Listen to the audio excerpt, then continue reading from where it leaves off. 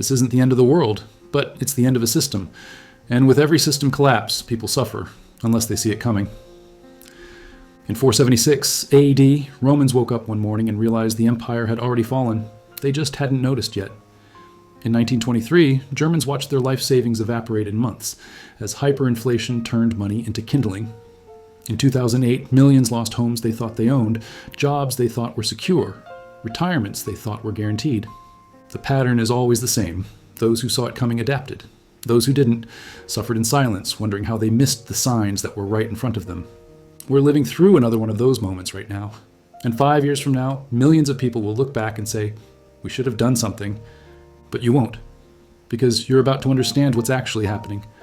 What makes this moment different from every other crisis in modern history is simple. It's not one system failing, it's all of them, at once. Think about what's happening right now. Simultaneously, the monetary system is cracking. Fiat currencies are being printed into oblivion. National debts have exceeded the point of mathematical repayment. The dollar, the euro, the pound, they're not backed by gold or silver or anything real. They're backed by faith. And faith is running out. Retirement systems are collapsing under their own weight. Pension funds are underfunded by trillions. Social Security projections show insolvency within a decade. The promise of work 40 years and retire comfortably is dying in real time, and most people are still planning their lives around it. Employment is entering unknown territory. AI isn't just automating factory jobs anymore. It's replacing lawyers, accountants, programmers, writers, designers, the knowledge workers who thought they were safe. And this is just the beginning. Within 5 years, entire industries will be operating with a fraction of their current workforce. Surveillance and control systems are tightening. Digital IDs, biometric tracking, financial monitoring, social credit systems, they're not coming. They're here. They're just not fully enforced yet. But they will be, and they'll be sold as convenience, as safety, as progress. Food and energy systems are becoming unstable. Supply chains are fragile. Fertilizer depends on natural gas. Natural gas depends on geopolitics. Geopolitics is becoming more volatile by the month, and every system mentioned so far depends on energy that's increasingly expensive and unreliable. This has happened before, but never all at once. Rome collapsed over centuries. Weimar collapsed over years. 2008 was painful but contained to one sector. This is different. This is systemic. This is everything, everywhere, simultaneously. And most people have no idea it's happening. Here's what most people expect a collapse to look like. Chaos in the streets, riots, martial law, some dramatic breaking point where everything suddenly falls apart. That's not how it works. Not in developed nations, not anymore. It happens slowly. So slowly you don't realize it's happening until you're already trapped in it. You'll lose your job to AI. Not next week, maybe in 18 months, maybe 3 years. Your company will call it restructuring or efficiency improvements. You'll get severance. You'll think you have time to find something else. But the jobs you're qualified for are disappearing faster than new ones are being created. You'll watch your pension value decline year after year. Small percentages at first, then bigger ones. Then they'll change the terms, raise the retirement age, reduce benefits. It won't be a single catastrophic loss. It'll be death by 1,000 cuts until you realize at 65 that what you saved for 30 years can't support you for 5. You'll notice prices rising, but your income staying flat. Rent goes up, groceries cost more, insurance premiums increase, energy bills climb, but your salary, your hourly wage, those barely move. You'll start making choices, skip the doctor, eat cheaper food, cancel subscriptions, stop saving. You'll think it's temporary. It's not. The psychological toll is the part nobody warns you about.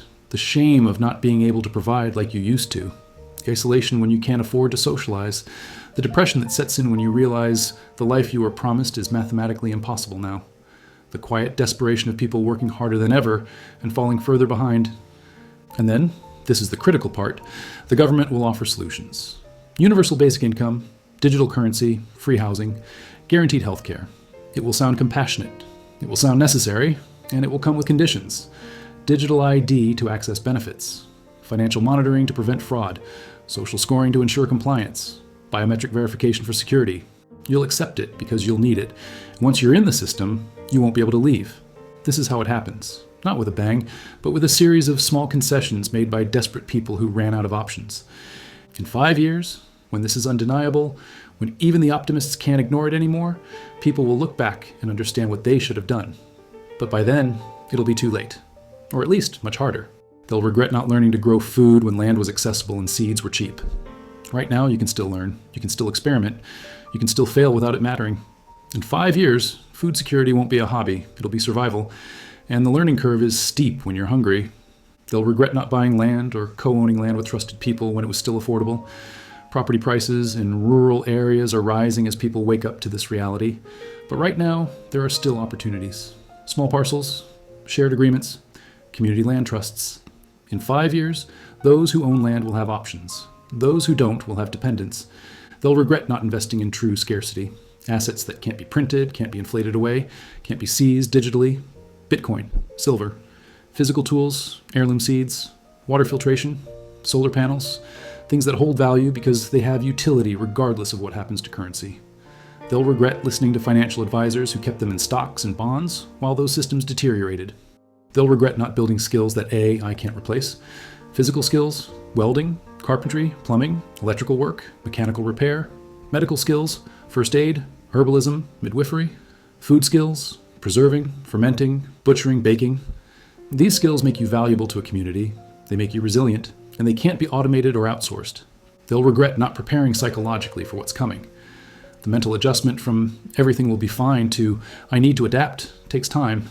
The grief of letting go of the future you expected is real. The fear of uncertainty is paralyzing. Processing this now, while you still have stability, is infinitely easier than processing it during crisis. But most of all, they'll regret not building a trusted local circle, not networking with neighbors, not forming mutual aid groups, not creating systems of reciprocity and skill sharing and resource pooling. Because when systems fail, community is what keeps you alive. And you can't build trust in a crisis. You can only activate trust that already exists. These aren't abstract regrets. These are the specific things people say after every collapse. I wish I had prepared when I had the chance. So, how do you become one of the people who was ready? Who adapted instead of suffered? Who protected their family while others scrambled? It starts with thinking differently, with understanding that the rules you were taught no longer apply. You were taught to get a good education, work hard, save money in a bank, trust the system to take care of you in retirement. That was good advice in 1975. It's terrible advice in 2026. The system has changed. The rules have changed. But most people are still playing by the old ones. Start thinking in terms of resilience instead of returns. Stop optimizing for maximum profit and start optimizing for minimum vulnerability. A 7% return in the stock market means nothing if the currency loses 20% of its purchasing power. A high salary means nothing if your entire industry can be automated overnight. Think about what you control versus what you depend on. You don't control the power grid, but you can control backup power sources. You don't control food supply chains, but you can control a portion of your food production. You don't control currency stability, but you can control diversification into assets that aren't tied to any single system. Understand that the future belongs to people who can function outside of systems, not just within them. The modern world has made us completely dependent on grocery stores for food, on utilities for water and power, on employers for income, on governments for security, on technology for basic tasks. That dependence is a vulnerability, and that vulnerability is about to be weaponized, not necessarily with malicious intent, but as a natural consequence of failing systems trying to maintain control. The shift is from dependence to autonomy, from specialization to versatility, from isolation to community, from faith in institutions to trust in people and skills and tangible resources. This isn't about becoming a survivalist living in a bunker. It's about becoming someone who can adapt, who has options, who isn't completely at the mercy of systems that are visibly failing. There's a woman in Ohio who started learning to can food 3 years ago. Not because she expected a collapse, but because her grandmother used to do it, and she was curious. She bought some mason jars at a yard sale for $5, watched a few YouTube videos, tried it with tomatoes from a neighbor's garden. She failed the first batch. The seals didn't take. She threw them out and tried again. Today, she has a pantry full of preserved vegetables, fruits, sauces, and pickles. She saved roughly $800 on groceries this year alone. But more importantly, when supply chains get disrupted, and they will, she won't panic. She has food. She has the skill to make more. She has something most people don't: options. That's what this looks like in practice. Not some massive prepper compound, not a bunker full of freeze-dried meals, just a woman with mason jars and knowledge who started small when she had the luxury of failure. The first move isn't buying 100 acres in Montana. It's picking one skill that makes you less dependent and learning it now, while you can still afford to make mistakes. Maybe it's growing herbs in a window box. Maybe it's learning to change your own oil. Maybe it's figuring out how to preserve food or filter water or repair clothes or identify edible plants. one skill. This month. That's the first move. There's a group of families in Colorado who met through a community garden 3 years ago. They started talking, realized they had complementary skills. One guy was an electrician, another woman was a nurse, someone else knew carpentry, another was good with finances and planning. They formed what they called a resilience circle. Not a formal organization, just 7 families who agreed to help each other and share resources. They started small, bulk buying rice and beans to split the cost, sharing garden produce, trading skills. One would do electrical work in exchange for medical advice or carpentry help. When the pandemic hit, they barely noticed the shortages. They had networks, they had backup plans. They had people they trusted who had what they needed. While everyone else was fighting over toilet paper, they were sharing supplies they'd already pooled. Now they're buying land together. A 20-acre parcel outside the city that none of them could afford alone, but together, easy. They're planning a shared workshop, a communal garden, maybe some livestock down the road. Not because they're abandoning their current lives, they all still work regular jobs, but because they're building insurance against the moment those jobs disappear or become worthless. The second move is finding your people. Not online, not in some forum.